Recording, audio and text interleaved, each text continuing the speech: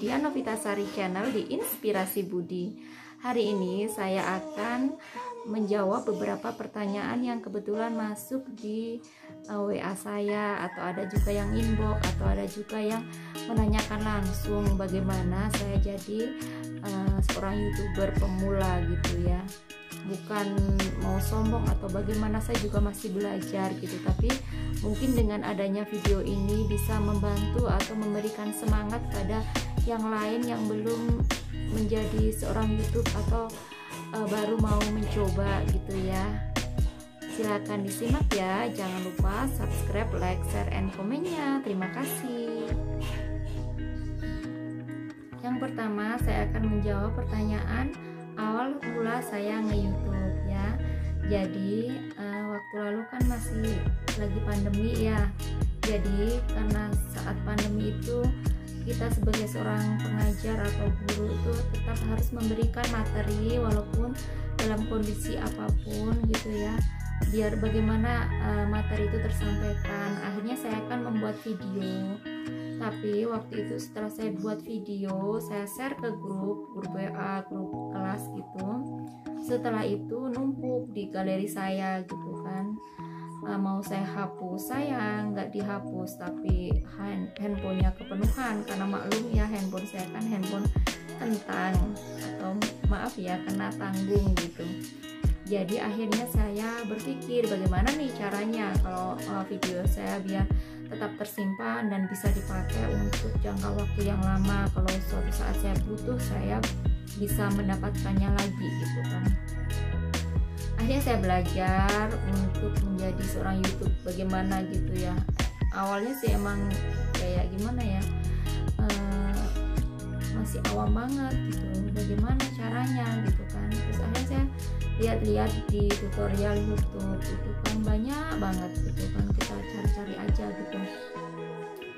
Dan saya pelajari hampir 1 bulan gitu, sambil saya praktekkan akhirnya saya bisa gitu. Dan saya mulai share video saya itu di YouTube. Terus saya hanya memberikan link kepada wali murid atau membagikan link video saya itu di grup-grup WA itu. Kalau ini materinya ini gitu, silahkan dibuka gitu kan. Sekali, 2 kali, 3 kali berjalan dengan baik gitu. Terus lama-lama tiba-tiba video saya sepi, nggak ada penonton sama sekali gitu kan.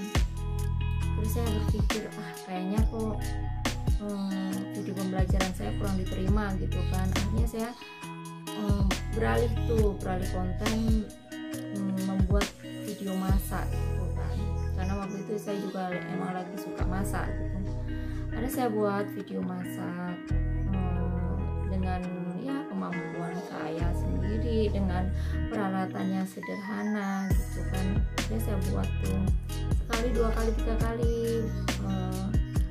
ternyata penontonnya juga kurang gitu kan. Sedangkan untuk membuat suatu masakan itu kan membutuhkan modal. Udah gitu kita juga nggak bisa ngedit lagi gitu. Kalau sudah masak, bahannya misalnya udah jadi masakan itu, tapi ternyata gagal, gimana caranya? Apa kita harus ngulang lagi, beli bahan lagi untuk membuat masakan itu lagi gitu kan, agak repot gitu. Akhirnya saya sempat nggak membuat video lagi, udah diem aja gitu. Udah gitu subscribe saya juga nggak bertambah-tambah gitu kan, sempet putus asa gitu. Terus lama-lama seminggu kemudian saya buat lagi tuh video gitu kan. Karena memang waktu itu saya harus membuat video ini karena materi yang akan saya sampaikan itu susah kalau nggak dibuatkan video, kalau hanya diterangkan atau dijelaskan lewat voice note aja gitu kan. Akhirnya saya buat video itu. Terus nggak taunya kok penontonnya banyak gitu kan. Saya lihat kok sampai berapa ya, 1000 atau 1500 gitu yang melihat gitu kan. Akhirnya ya udah, mungkin passion saya di situ. Akhirnya saya lanjutin aja membuat video pembelajaran, terus jadi konsisten. nggak membuat video yang lain gitu. Kalaupun membuat video yang lain itu cuma buat selingan saja gitu. Dan sampai sekarang saya konsisten untuk membuat video pembelajaran. Hampir setiap hari saya membuat video pembelajaran, mau ditonton mau tidak itu pokoknya saya buat gitu. Dan alhamdulillah sih sampai sekarang ini masih aja banyak penonton dan subscribe juga bertambah gitu. Saya juga berterima kasih kepada yang sudah support saya selama ini ya. Terus pertanyaan yang kedua, kemarin setelah saya upload video tentang alhamdulillah akhirnya saya dapat surat cinta dari Google AdSense gitu ya, itu rame sekali itu, banyak yang pada menanyakan gitu kan, WA, hebat, selamat ya, terus mereka pada ajarin dong gimana caranya jadi YouTuber gitu kan. Nah kalau saya kan emang dari dulu kalau ini jarang gitu bertanya ke orang gitu, maksudnya gimana sih caranya jadi YouTube, cuma ada keinginan gitu saya harus jadi seorang YouTuber gitu, cuma nggak pernah nanya-nanya gimana caranya ke orang gitu, enggak, saya hanya melihat aja tutorial yang ada di YouTube gitu, saya pelajarin aja gitu gimana sih caranya. Kalaupun saya mentok ada kendala gitu kan setelah saya praktekkan gitu, ya udah saya cari lagi di tutorial di YouTube itu gitu, dimana tuh saya mencari banyak informasi gitu saja tentang per-YouTuban gitu ya. Ya nggak apa-apa, orang juga ada yang ngomong udah berumur juga masih nge-YouTube, masih ini masih itu gitu. Kalau saya mah nggak terlalu mikirin perkataan orang gitu, yang penting saya nyaman, saya juga pengen maju, saya mau mengembangkan diri saya gitu, walaupun saya mungkin di dunia nyata nggak terlalu bisa berkembang gitu, tapi setidaknya saya bisa memberikan ilmu walaupun cuma lewat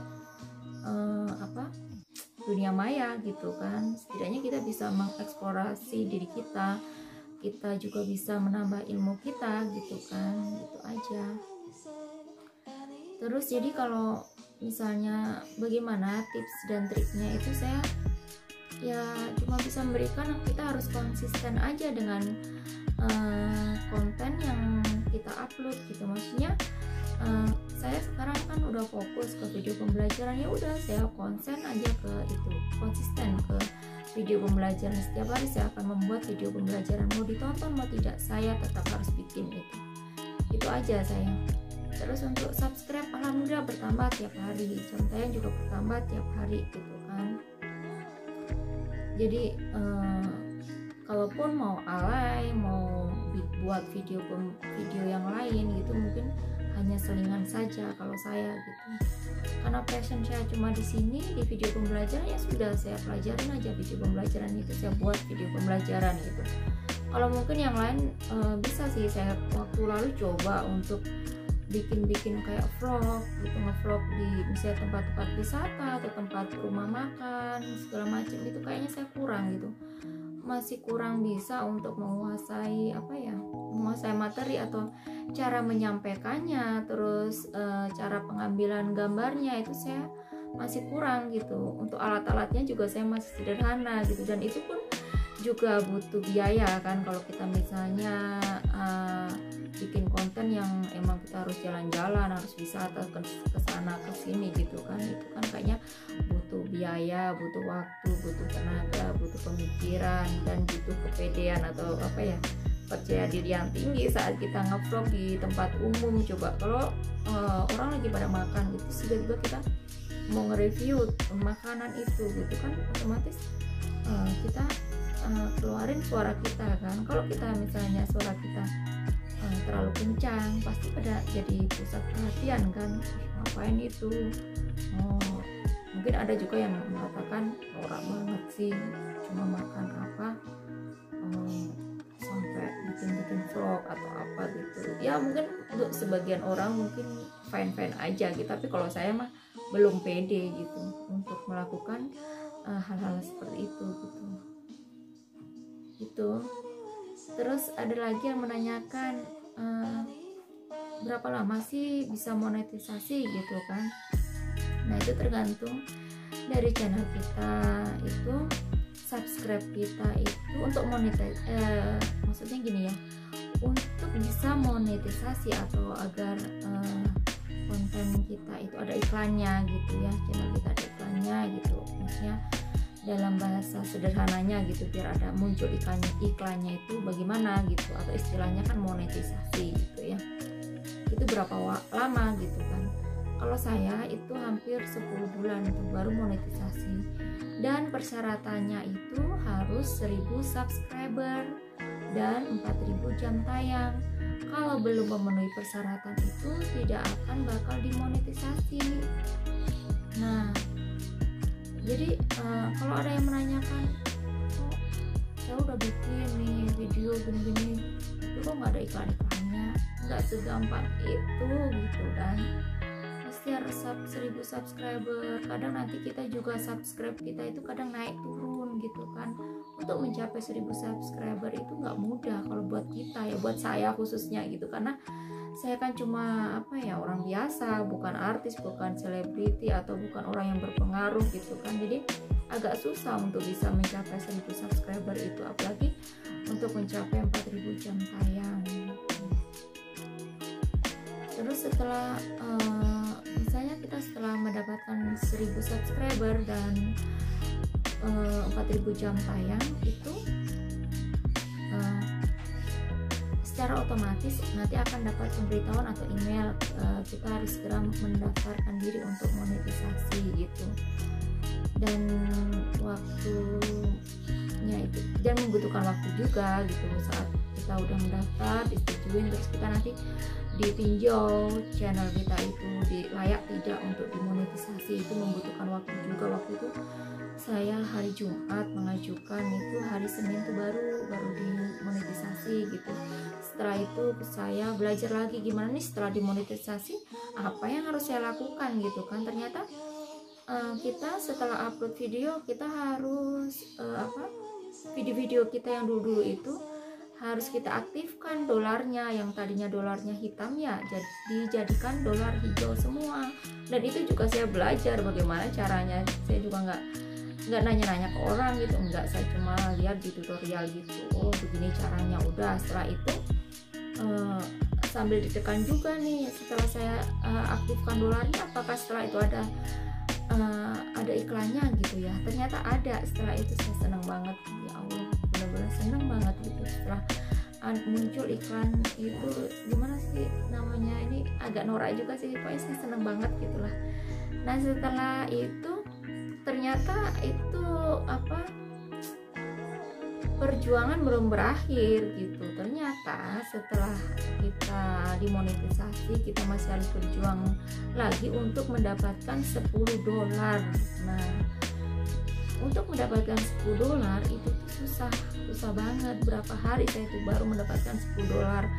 Itu $10 itu untuk syarat kita mengajukan pin Google AdSense yang kemarin saya upload itu, untuk mendapatkan surat itu gitu kan. Kalau belum mendapatkan $10 itu kita belum bisa mengajukan pin Google AdSense itu. Nah setelah saya dapat $10 itu, akhirnya saya mengajukan dan diterima. Terus saya dapat email katanya pin Google AdSense udah dikirimkan tanggal 2 Agustus, nanti akan sampai setelah 2 atau 3 minggu gitu kan. Nah saya tunggu tuh selama 2 atau 3 minggu itu, ternyata nggak sampai-sampai juga, padahal alamat yang saya cantumkan sudah jelas gitu kan, sampai foto posnya segala macam gitu. Terus saya cari-cari lagi informasi apa sih penyebabnya gitu. Ternyata kata teman-teman yang di youtuber yang udah lama itu kan, katanya kita harus inisiatif datangin langsung ke kantor pos gitu. Yang benar, begitu saya datangin ke kantor pos, saya tanyakan apakah ada surat dari Google AdSense untuk saya. Ternyata kata masnya bilang silakan cari sendiri katanya gitu. Dia sodorkan ke saya itu satu tumpukan surat Google AdSense semua itu, AdSense semua gitu ya. Terus saya cari itu, ternyata ada, alhamdulillah di tengah-tengah itu ada gitu. Dan setelah itu isinya apa sih di Google AdSense itu cuma nomor PIN gitu. Nah setelah itu kita verifikasi itu nomor PIN kita itu. Jadi itu tuh benar-benar membutuhkan waktu juga dan membutuhkan kesabaran, nggak segampang itu untuk mendapatkan PIN Google AdSense dan kita menjadi partner konten kreator gitu. Jadi saya memberikan semangat buat teman-teman yang saat ini lagi pengen atau mau mencoba jadi YouTuber gimana sih gitu. Silakan gitu. Asalkan jangan pantang menyerah gitu. Pokoknya maju terus kita fokus ke konten kita branding diri kita. Apa sih yang menjadi passion kita tuh mau membuat konten apa gitu kan. Pikirkan baik-baik, pikirkan matang-matang dan pikirkan juga konsepnya bagaimana gitu. Pokoknya harus terus selalu belajar gitu. Terus ada lagi yang bertanya gimana sih kira-kira konten apa yang banyak penontonnya gitu. Saya juga nggak tahu konten apa gitu ya. Yang jelas saya lebih suka gitu ke masalah ke tutorial gitu kan. Karena kalau kayak tutorial atau ilmu-ilmu yang bermanfaat gitu tuh kayaknya nggak ada matinya gitu. Suatu saat pasti orang itu akan nyari terus gitu. Walaupun video itu udah setahun yang lalu kita buat gitu kan, pasti orang tuh akan mencari gitu. Bukan yang sekali pakai buang udah gitu, enggak. Soalnya saya juga mengalami nih, ada video tentang kabel pembagian sama perkalian itu kayak 10 bulan yang lalu saya buat itu. Waktu itu penontonnya baru berapa? 100 atau 150 gitu. Tapi sekarang udah saya lihat barusan itu ada 5.100 gitu. Jadi ya nggak ada nggak sia-sia gitu kita membuat video tutorial gitu. Jadi bisa juga sih yang lagi trending atau yang lagi viral kayak misalnya kayak mukbang atau tapi saya melihatnya tuh kayaknya orang tuh cuma lihat sekali doang gitu ya, nggak berkelanjutan melihatnya itu gitu. Kecuali kalau kita kayak artis atau gitu kita upload sekali aja udah langsung banyak penontonnya gitu kan. Kalau kayak kita, kalau kayak saya khususnya gitu, saya lebih suka yang tutorial atau tentang pelajaran apa gitu yang orang tuh butuh itu terus-terusan gitu. Sebenarnya masak juga bagus, itu kan banyak orang yang sekarang ibu-ibu muda yang mau cari referensi cara masak yang mudah-mudah gitu. Tapi karena mungkin passion saya nggak ada di situ gitu, maka saya udahlah, saya fokus ke video pembelajaran untuk saat ini ya. Saya fokus ke video pembelajaran, tapi nggak tahu juga nanti kalau mungkin ada kesempatan misalnya saya pulang ke kampung saya di Magelang atau apa, kan banyak tuh tempat yang bisa saya ekspor gitu. Saya berencana banyak banget gitu ya, tempat-tempat wisata kayak museum, kayak kota tua gitu yang kayaknya asik dan perlu untuk diekspor lebih jauh lagi. Kan banyak candi juga gitu, saya udah pengen banget gitu. Itu kan juga nggak jauh-jauh dari pelajaran gitu kan ya, kayak sejarah gitu, saya suka gitu. Yang terakhir saya akan menjawab bagaimana cara menambah subscriber. Kalau saya itu mempromosikan channel saya itu di sosial media seperti di Facebook, di status WA. Kalau di Instagram saya juga agak jarang gitu ya. Kalau di status WA itu biasanya saya cantumkan cuplikan video pembelajaran saya, misalnya saat intronya gitu ya, misalnya hai, selamat pagi, atau ketemu lagi di Diana Vitasari Channel di Inspirasi Budi. Hari ini kita akan belajar tema berapa, kelas berapa gitu. Dan setelah itu status yang berikutnya saya kasih linknya gitu. Jadi orang itu mungkin akan jadi penasaran gitu, jadi pengen melihat channel kita gitu. Ya itu yang saya lakukan seperti itu gitu. Dan mungkin awal-awalnya sih mungkin apaan sih ini gitu kan, tapi kan lama-lama orang juga penasaran kan, dan akhirnya membuka link kita dan nonton video kita gitu. Kalau di status Facebook juga saya taruh gitu kan. Sekarang ini daripada saya membuat status-status yang gak jelas gitu, mendingan saya tuh promo channel saya aja gitu, dan alhamdulillah banyak yang pada subscribe dan nonton video saya gitu. Itu saja sih gitu. Sekiranya untuk video kali ini cukup sekian saja. Nanti kalau misalnya ada pertanyaan silakan ditulis di kolom komentar, dan saya mohon komentarnya yang sopan gitu ya, karena kita kan menjaga silaturahmi agar tetap baik gitu ya. Jangan saling menyakiti, jangan saling berkata kasar dan lain-lainnya gitu. Terus kiranya jika ada yang bermanfaat silahkan diambil, jika ada yang kurang bermanfaat silahkan, kalau mau di skip atau mau unlike juga silahkan gitu. Karena ini pure gitu, video yang saya buat ini hanya sekedar berbagi gitu, share pengalaman aja gitu. Karena jujur banyak sekali yang bertanya ke saya gitu tentang bagaimana cara nge-YouTube, karena kebetulan lingkungan saya itu masih masih awam gitu ya, masih jarang yang jadi YouTuber gitu kan. Jadi saya memberikan sedikit pembelajaran bagaimana sih cara jadi YouTuber. Bukannya saya sombong atau sok tahu atau sok kepedean atau apa gitu, enggak gitu. Emang saya pure bener-bener ingin berbagi gitu. Karena banyak sekali pertanyaan-pertanyaan, mungkin mereka kalau mau nanya langsung ke saya juga kadang nggak enak mungkin, atau malu atau bagaimana gitu. Makanya saya share video ini, semoga bermanfaat ya. Sekiranya itu saja. Wassalamualaikum warahmatullahi wabarakatuh. Salam inspirasi budi. Dadah.